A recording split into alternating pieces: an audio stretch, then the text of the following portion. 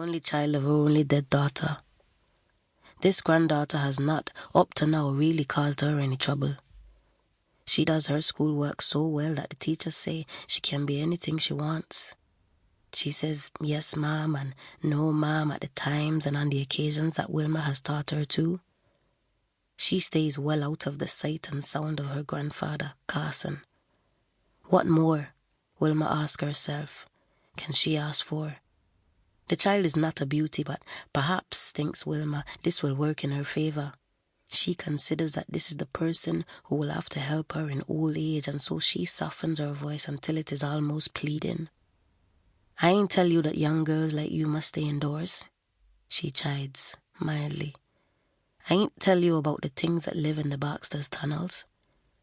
You walking 'bout to find out about them yourself? When Lala doesn't answer, she says, let me tell you about a little girl like you that didn't listen to her mother. Wilma tells the story of the one-armed sister. The village vicar and his wife had 2 little girls. Such beautiful children you never did see. Skin yellow and pretty like peanut milk. Hair curly and silky like peau de soie. Eyes big and light brown with long, long lashes. But although they both beautiful, only one of them was gifted with good sense. The other one was own way and liked to give the mother mouth. So it just so happened that there was an entrance to the Baxter's tunnels right on the vicarage lawn, at the bottom of the garden. Nobody sure what it doing there, but it there nonetheless. The vicar wife have half a mind to get the yard boy to seal it off with stones and cement, but is only half a mind, and she never actually sent the boy into town to buy the bag of cement and the cement blocks to do the job. The vicar's wife tell her little girls about this tunnel, how they mustn't go into it, how it have monsters that live down in there, how any little girls go in there, they never come back out. The tunnel is where bad men go when they die, says the mother. Men that are too bad to rest easy in their graves down in those tunnels, walking about night and day, looking for more badness, harvesting souls for the devil.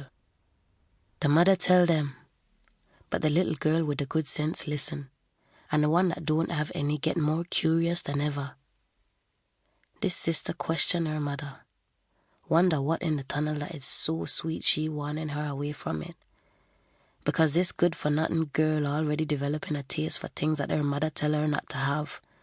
This slack from she born, fast-ripe sister already thinking that some bad thing's real sweet, and if something so sweet it can't be evil. This sister thinking to herself, it not that dark, it not that spooky.